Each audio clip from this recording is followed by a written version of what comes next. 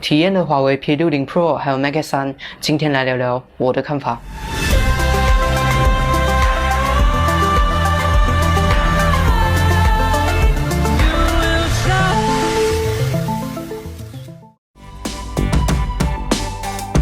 先说 P 系列的更新，外观上呢，新款的白色用上了类似于大理石的设计，就像他们的广告上所说的，让每一只都独一无二。所以呢，可以看到几乎每一台白色的机器呢，都是那么的高雅，那么的独一无二。相比起白色的端庄高雅呢，黑色的这一款就显得有那么一点点的稳重商务风了。看来呢，华为这一次的色彩科学呢，还是依然的那么极端。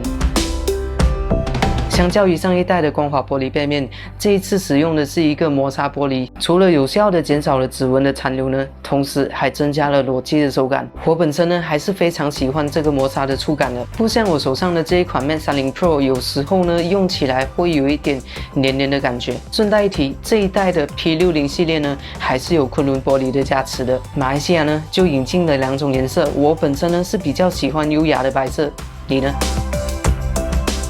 熟悉华为产品的都知道 ，P 系列呢一向来都主打影像和拍照。这一次影像上的升级呢，相比上一代，主要是来自于可变光圈还有算法。算法上呢 ，S Match 在 Mate 50系列上的震撼呢，相信大家是有目共睹的。这一次呢 ，P 系列上的升级呢，更是加强到了夜景这一方面呢。说到了这一点呢，华为的工作人员呢还特地跟我分享了他拍到的一些画面。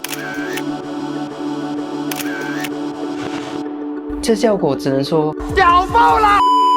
可变光圈的加入呢，在某种程度上也添加了拍照还有摄影的可玩性。再配合上 HMAT 算法呢，让背景虚化还有成像方面呢，都获得了更优秀、更真实、更有层次的体验。P60 Pro 的前置镜头呢，升级到了一个 4K 超广角的赤屏录制规格。这对于对 Vlog 有一定要求的用户来说呢，这一个升级呢，可以说是非常的有感。有了高清超广角的素材呢，对于后期制作跟灵活性呢，是非常的需要的。除了 P 系列之外呢，华为这一次还更新了折叠屏产品。相比于上一代呢 ，Mate 3最有感最大的升级呢，在于它的厚度。这一代的厚度呢，来到前所未有的薄。有了昆仑玻璃的加持呢，增加了机器的可抗性，同时呢，也让折叠屏的可玩性呢，添加了一份保障。使用体验呢，也更接近于平板了，可能呢，还更优于平板。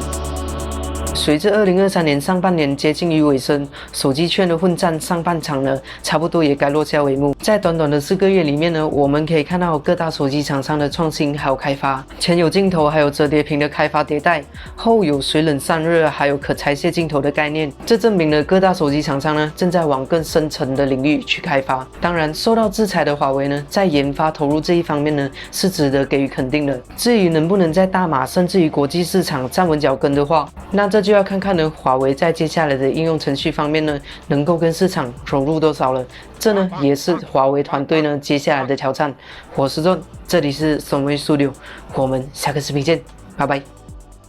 现在机器开始接受预定，有机会呢可以赢取更丰厚的奖励还有优惠。机器的详情呢，网上都可以查得到。那有兴趣的朋友呢，可以上网去预定了。具体的售价呢，还是要等5月11号的大马发布会。